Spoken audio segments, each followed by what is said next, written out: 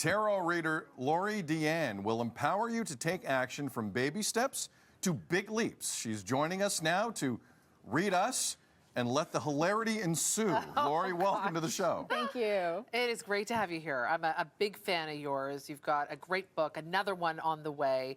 And you are always on Instagram doing the work, okay? So Tarot Lori is the name on Insta. Let's talk about tarot readings. What is tarot? Tarot cards, there are 78 cards in a deck. Each one has a different picture that tells a different story. And then when you put them together, they tell the story of you. So this isn't fortune telling. It's not going to be like you're going to meet Bob at Starbucks on Wednesday. You know, it's not that. It's almost like life coaching yourself or having a conversation with your soul, I call it. It just gives you some guidance, a little peek behind the curtain to see what's going on energetically.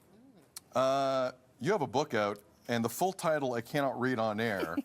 And I love these tightropes on television. It's called Burn Your Bleep. Yeah. You say to, quote, release the old and embrace the bold, end quote. How do we do that? When we do this during a full moon, because the full moon reaches the apex of its power and then releases. So we harness those lunar vibes and we just write on pieces of paper what you're ready to let go of, whether it's a situation, a circumstance, a limiting belief, a person, a house. You write it down. I now choose to release la la la. You say it out loud. You light it on fire. And then as it starts to burn, you say, and so it is. I now choose to release la la la. And so it is. And it's very empowering and cathartic to see those words disappear before your eyes. But there's like some energetic things you can't necessarily explain, but it doesn't not work is what I'll say. Well, the way you speak about it in your book in particular, and of course on your socials and stuff, if this is at all something that you haven't dove into, dive into it, because it's very, I like your take on it. I think it's something that's new. It's information that obviously has been around for forever and ever, but the way you explain it, I think really makes it really accessible.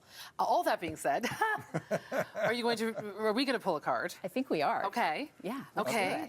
I vote Meredith pulls the first card. Oh, do you? Yes. Okay, great. Well, that's fine, because I am interested, and I'm open, and I So we are pulling one card each. Yes. And then you are just going to do your thing. I'm going to do my thing, Sid. Right. Just say, what do I need to know right now? Okay. What do I need to know right now? One card, and let me see it first. Okay. Let you see it first. Ooh.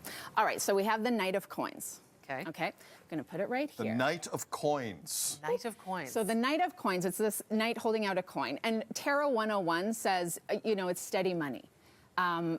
Just here you go, not winning the lottery, not living in a box. That's nice. For me, because you take your interpretations, you get your own dialogue going with your deck. For me, it goes in different directions. It's getting closure on something that's been dragging on and on and on and on and on. So whether it's about money or another area of life, whether it's perceived as positive or negative in the moment, it's ultimately great because it's saying, okay, that chapter's done. Now we can move on to this. So whether it's that necessary closure or consistent money, it's good. It's a good message. Okay, closure and money. Just being all right then. Being open That to works. I mean, I know I'm okay with that. I'm okay card, with Mare. that. Okay, Sid. Good card. What has Sid got? Hope And I like that you can kind of interpret it. See, here's the thing, but you can interpret it. That's why we need you.